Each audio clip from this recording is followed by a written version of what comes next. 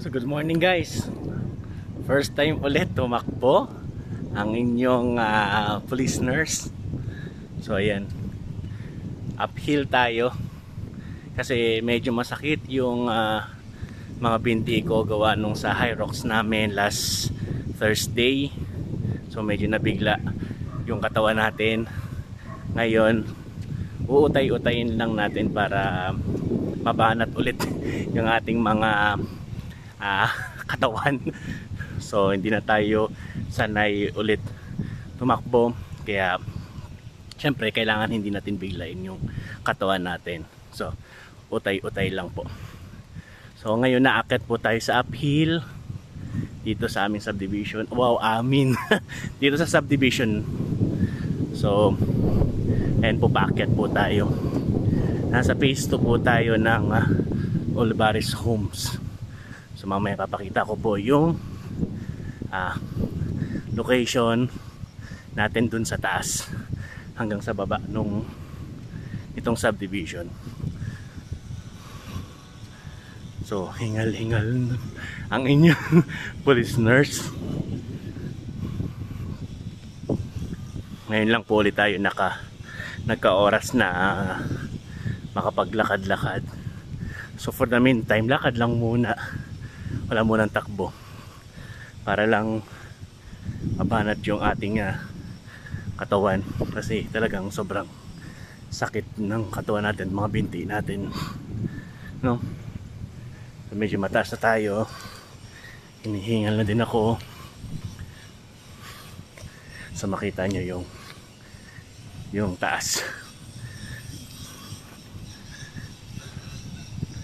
Dito na tayo sa taas.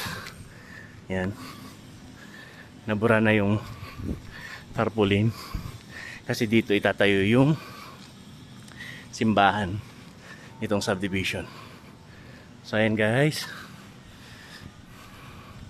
andun na tayo sa taas. Ayan.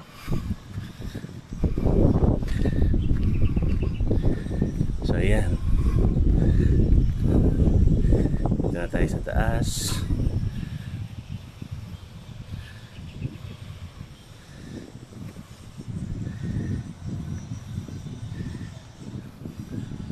So ito nakikita nyo, yan yung clubhouse ng phase 2. So nandyan yung swimming pool, kita nyo yan. Hindi lang kita dito sa taas, pero nandyan yung swimming pool.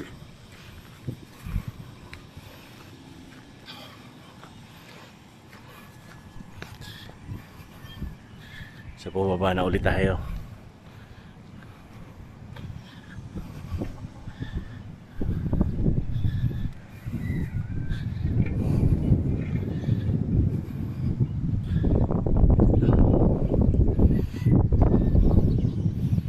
Lakad-lakad lang muna para mahatak para mabanat yung ating mga binti na masakit.